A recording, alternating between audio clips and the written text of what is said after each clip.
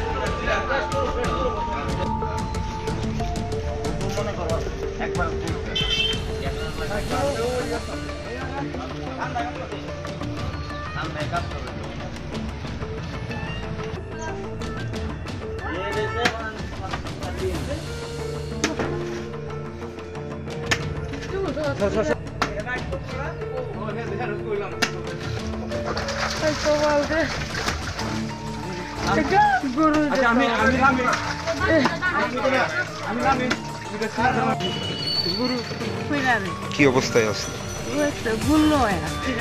এই যে বাড়ির সামনে যে একটা গর্ত করে রাখছে, এটা কি কারণে করছে?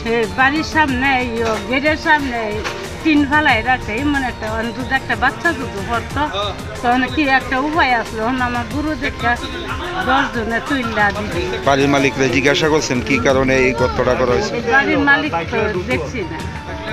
কতক্ষণ সময় লাগছে এটা বাইর করতে? বাইর করতে তো কে বাইর করছে? ফায়ার সার্ভিস কর্মীরা? এখন কি আপনার পশুটা মানে সুস্থ আছে? আমার কাছে গুলবাজার ফায়ার সার্ভিসে ফোন আইছে যে একটা গরু নাকি কুয়াতে পড়ে গেছে। সঙ্গে সঙ্গে আমরা আইছি, আই দেখি গরুটা কুয়ার মধ্যে পড়ে গেছে। বাড়ির মালিকও আইছে, ওনার নাম রঞ্জন কৃষি দাস। আমরা আমাদের স্টাফ আর রঞ্জন কৃষি দাস গরুর মালিক, আমরা সবাই মিলে সাহায্য করে গরুটা তোলা হয়েছে।